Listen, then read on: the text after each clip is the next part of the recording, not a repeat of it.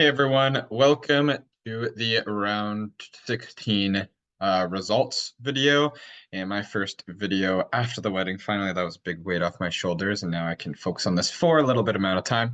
Um, I had a pretty good week overall. Lots of goals being scored, three of them from the spot though.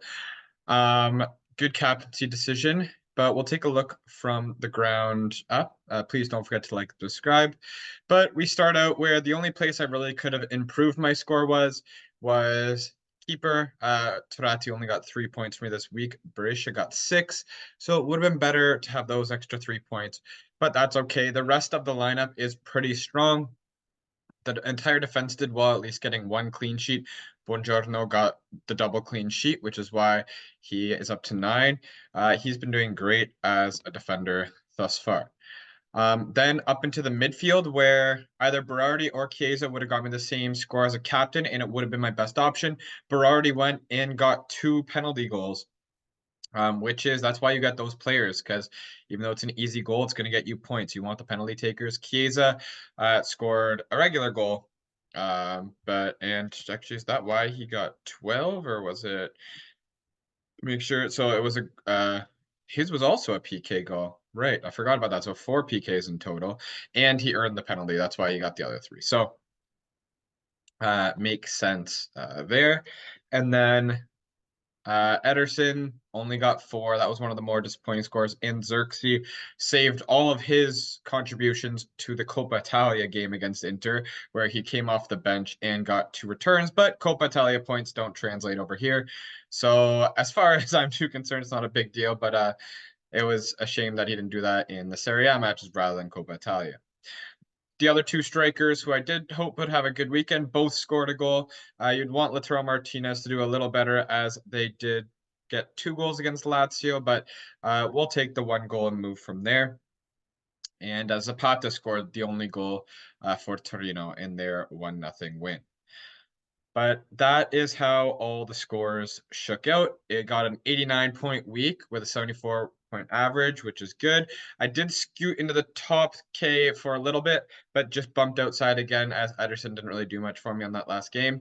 But 1097th isn't bad. Remember, we've been as far as like 4,000 just even a couple weeks ago. So we have been climbing nicely. Nico Gonzalez is still injured and did not play in this match. So something to keep in mind there. Maybe he is someone to sell on if these injury problems continue. But we will go to our league where I finally crossed into the top 40. But we'll go and see Adam 21, still number 1. Last week, scoring 95 points, a great week for Adam. Had 2 defenders and the keeper in double digits, so those are big scores to be getting. And the rest of the defense did decent. Captain Berardi as well, so 24 points there. Good attacking returns. Really, Sula is the only position that probably just got playing points. But a solid score all around there, once again showing the value of having good defenders. We will go to Last Night on Earth. I don't know if this is a team that we've been featuring very much. The double inter attack, which has worked out for some people with Thuram and Martinez. Both of them are generally returning in matches. Also had Xerxes. Sula as well on 3, but big scores, 2 12 midfielder scores like I had. Berardi captained as well with Pranzelia to back him up. And then good defending returns, double-digit goalie, and also had Tomori, Buongiorno with 9, and Di Lorenzo and Bremer picking up 6. Not too bad either.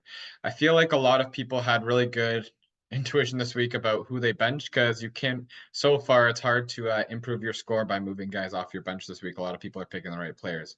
Who, Christensen, glad you didn't put him in for the week. That would have been rough.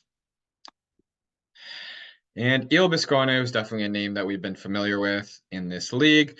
Lautaro Martinez and Osimhen, so we're back to that double now. That's interesting, and maybe trying to get him ahead of the curve there, where obviously a lot of people started out with that duo at the start of the season. Maybe people will start moving back towards that. Had Lookman for 8 here, and again, a solid defensive line with only 3 on there. I guess I jinxed it. Definitely would have been nice to have Goodmanson on as well there because he scored a 10-pointer in place of someone like Kulpani or Sula at that point. But still 80 over 74, not bad. At least I gained some points on him this week. Okay, that's kind of how the week is shaking up. Just so you know, and I'll say it again in the team selection video that will be released tomorrow. I will be going on my honeymoon on the 26th, so I will not be able to do 1 week of reviewing team selections. The next team selection video, so not tomorrow's, but the one after that will be like a 2 game week kind of what I'm thinking of doing, rather than just a 1 team selection video, and then I'll be reviewing it when I get back. So this will be, since the channel started the first time, that I will not be able to do a specific game week, but I'll try to cover it all in 2. Obviously, a lot can change, injuries can happen, so I don't know how that'll impact things. But if I get a chance on Twitter or something or whatever, maybe I'll try to update anything. I don't know. We'll see. My priority is not going to necessarily be on fantasy over that excursion. But I just want to let you know that there will be a game week coming up where a full team will not be provided, but I'm going to try to cover at least my ideas of it in 1 video, and I hope that's okay with y'all. Regardless, that's how it's going to happen. I'm sorry, but anyway, I hope to have fun with that, but still have you guys somewhat covered over those game weeks as well. Okay, hope you enjoyed the video. Don't forget to like, subscribe, and I'll talk to you again soon. Take care.